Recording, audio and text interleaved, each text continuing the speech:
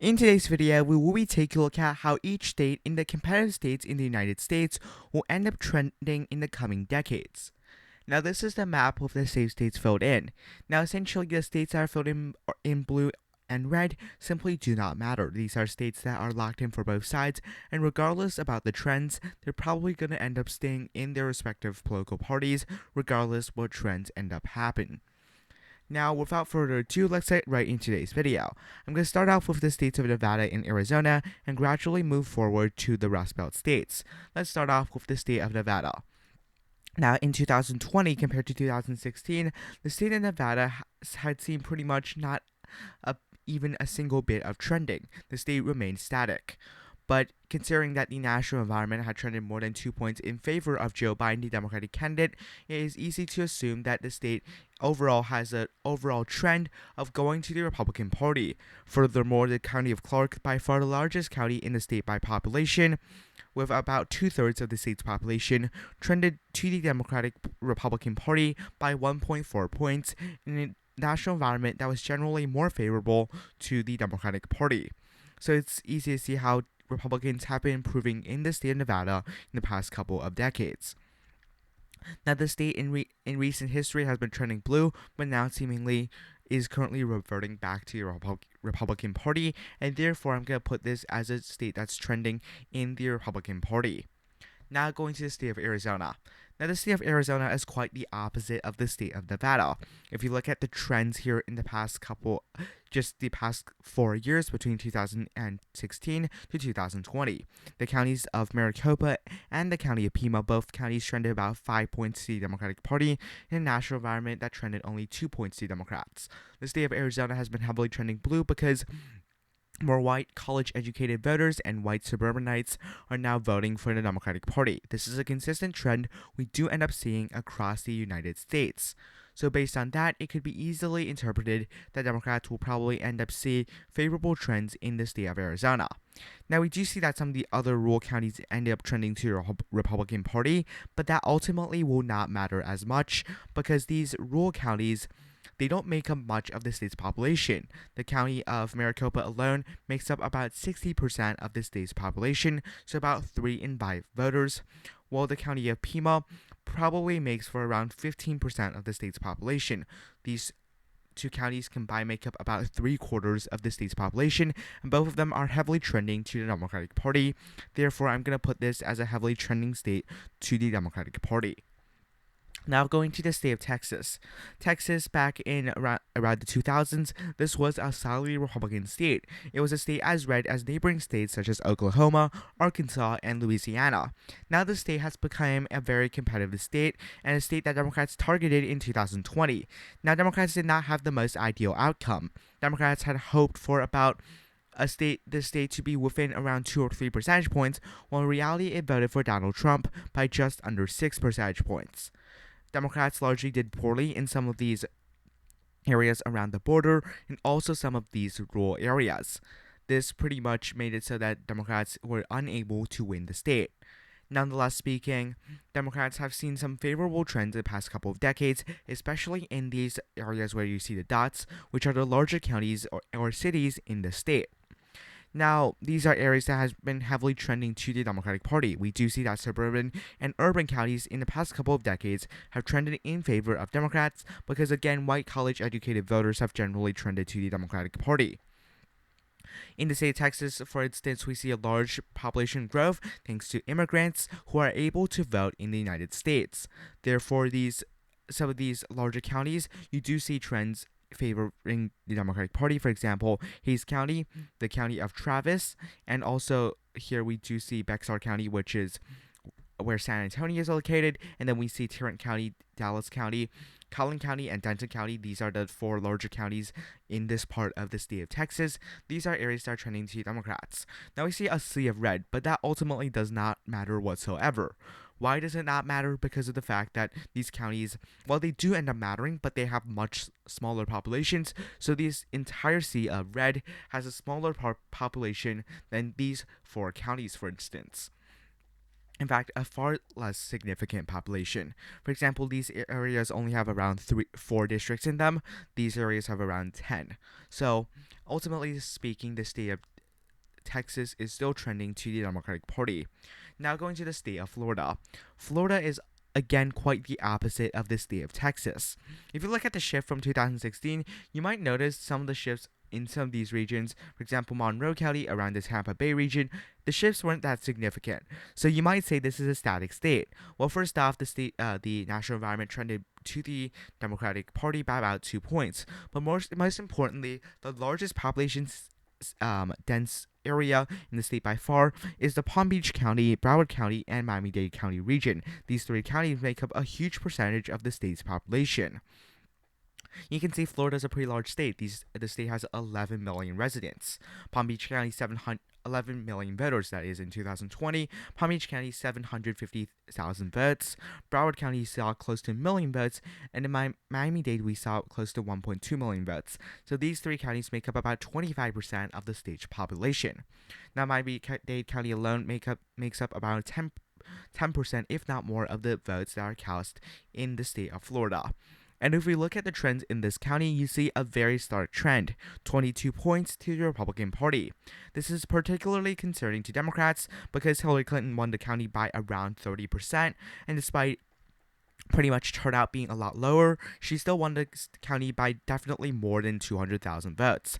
Joe Biden, for context, won by just around 85,000 votes here, which was concerning and ended up losing him the state of Florida. If he was able to perform on par with Hillary Clinton's margin, the state would have remained pretty much the totals would have been similar to 2016.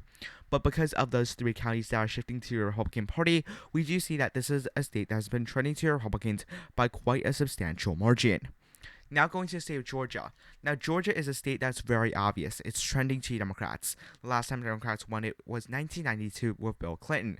Clinton wasn't even able to win the state in 1996, even with a broad rule appeal. We see that Democrats, unsurprisingly, overperformed by more than 5 points in the crucial battleground state of Georgia by overperforming in the Atlanta region. We saw, for example, the county of Fulton County, 5.5 points to Democrats. Gwinnett, we see the other large blue county in the state, the Cobb County as well, trended 4.4 points to Democrats. So these urban 2 counties, these heavily Democratic counties, they trended blue.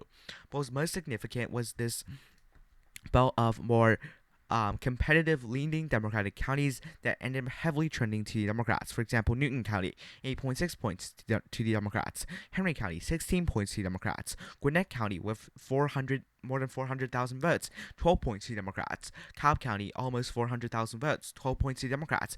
And even some of these Republican counties, for example, Forsyth County, right outside the metropolitan area of Atlanta, we see that county shifted 14 points to the Democratic Party.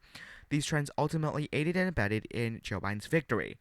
And these counties will definitely continue to shift to the Democratic Party, and therefore we can easily conclude that the state of Georgia is trending blue.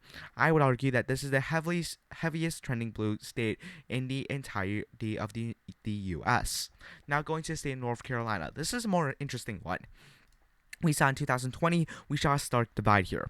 So these rural black counties and some of the rural white counties here, they were counties that trended to the Republican Party. Counties that trended to the Democratic Party, around the Charlotte region, the Raleigh region, the Greensboro region, and essentially the urban regions in the state. Now, ultimately speaking, typically when you see urban and suburban areas trending to Democrats, rural areas trending to Republicans, overall it favors the Democratic Party because there are more voters in urban and suburban regions combined than there are in rural areas. It is also noted that the state ultimately trended 2 points to the Democratic Party in 2020, but it's also important to note that Biden also overperformed by around 2 points in the popular vote compared to Hillary Clinton. When everything is considered, it's probably true that the state is ultimately trending to Democrats by a slight margin over the past couple of decades, because North Carolina used to be a relatively solid Republican state. It was never a safe Republican state, but it was usually a solid Republican state. Now it simply isn't, and therefore we can consider the state as a trending Democratic state. Now let's go to the Rust Belt, which would look a lot better for the Republican Party. Let's start off with the states of Iowa and Ohio. Both of these states have been heavily trending to Republicans. It's kind of a spoiler, but it is true. For example, in the state of Iowa, the state ended up trending pretty much, it was a constant trend. So really nothing ended up happening between 2016 and 2020. But it's important to note that the environment was more favorable for Democrats in 2020. Now, Democrats did end up doing better in Dallas County, Polk County, Story County, essentially the urban and suburban regions of the state. But if you look at the rural areas, you can see pretty substantial trends to the Republican Party. Now, again, the state still trended blue because the city areas ultimately matter more than the rural counties, but still, the state is trending to Republicans, especially the rural regions. About 20 years ago, I would have told you that the state is trending to that the state is a left-leaning state. Iowa, it historically was a relatively left-leaning state. It was a competitive state, but it was a left-leaning state. Now everyone who knows anything about politics will tell you that this is a right-trending state. Now going to the state of Ohio, a similar story here. Ohio used to be a very competitive state, a bellwether for 60 years between 1956 to 2016 before breaking 2020. Biden won the presidency. Trump won the state of Ohio by 8 percentage points. Some of the trends here we saw, again, Democrats winning in the trends in terms of being in the urban regions, but we saw Republicans heavily overperforming in the rural regions. When everything was considered, the state did not trend at all, but again, the national environment is worth noting. In the state between the years of 2012 and 2016, in just 4 years' time, trended to the Republican Party by 12 percentage points. Now, that was in part because of Donald Trump's overwhelming appeal with working class voters, but that was also because the state is trending to the Republican Party. Therefore, both these states heavily trending to the Republicans. I would argue especially both of these states actually, but I would argue more so in the state of Iowa. Now going to the state of Minnesota. This is a really interesting one. Most people will characterize the state as trending to the Republican Party because it is in the Rust Belt, but if you inspect it closer, you see that Democrats have been doing better in some of these suburban and urban counties around the area of Minneapolis, and Republicans haven't really been gaining in the rural regions. We see that some of these rural regions aren't as red as some of the neighboring states, for example, the state of South Dakota, the state of North Dakota. These are counties that are red, but they're not that red. And that's why ultimately Republicans lost the state of Minnesota in 2020. If we look at some of the trends here, Democrats really haven't been able to win the state in previous elections by that large of margins. And actually, the state is probably trending to the Democratic Party by around a tilt margin.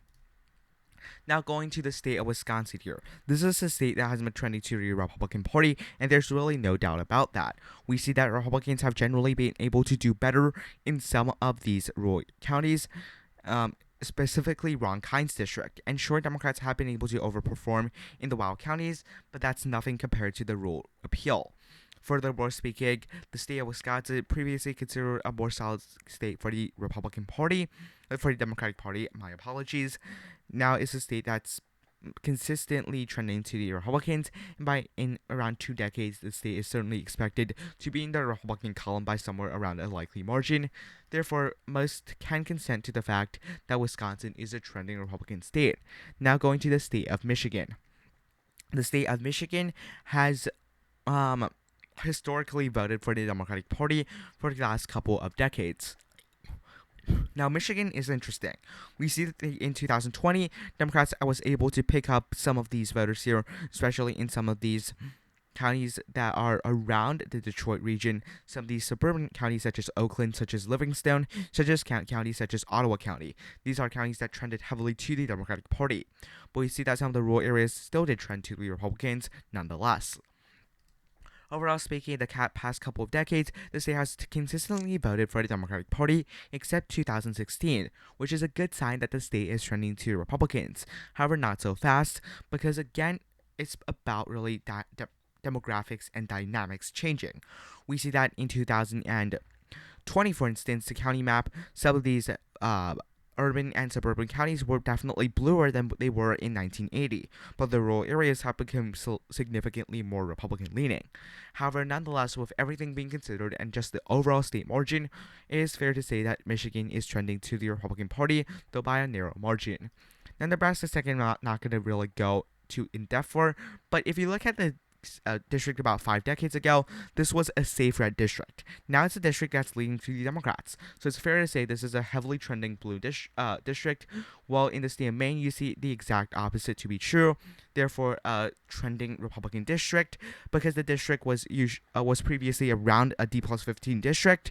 Now it's about a Republican leaning district. Therefore, this is a district that could be characterized in the Republican column. Now we have 2 more states here, Pennsylvania and the state of New Hampshire. Let's start off with New Hampshire, actually. This is a state where it's interesting. Just a couple of decades ago, we see Republicans were typically favored in the state of New Hampshire. Now, Sununu still won re-election as governor by around 30 points, but still, the state, presidentially speaking, it's unlikely that Republicans will win the state anytime soon unless Democrats nominate a trash candidate. A couple of decades ago, that was not the case. Therefore, overall speaking, I do believe that the state of New Hampshire is trending blue. In fact, if you look at the New England trend, generally speaking, you see Democrats have been able to overperform in the past couple of decades around the state of New Hampshire and also around many of the states in the New England region. Therefore, just because of regional trends and the fact that white college-educated voters have been trending to Democrats overall across the nation, Democrats are definitely going to win the trend here in the state of New Hampshire. Now, Pennsylvania is something that's pretty challenging. Right? Typically, we're taught that the state of Pennsylvania was consistently a leaning blue state, and recently has become competitive. So therefore, it's a trending Republican state, but it's in reality not that simple. We see that sometimes we say that a couple before we're mentioning 2008, a Democratic landslide where Obama was very strong in the Rust Belt. Now in 2020, Trump is very strong in the Rust Belt, so it's hard to compare. Overall speaking, though, just based on the last couple of decades, some of the trends, we do see that Republicans have been able to significantly improve in the rural areas, and though Democrats have been able to improve in the urban areas, the ratio isn't comparable, and therefore Republicans are still going to have the better of it in the state of Pennsylvania. So what are some consistent observations here? We see that Democrats have been able to do very well in the Sun Belt, while Republicans have been able to do very well in their trends in terms of the Rust Belt. Overall, the trend would become that Democrats are probably going to win more Sun Belt states. Republicans are going to win more Rust Belt states. Ultimately speaking, though, if the trend just does continue in the next couple of decades, assuming all the safe states would remain the same, Democrats would be more likely than not to end up winning the election. Thank you for watching. Have a nice day. Goodbye.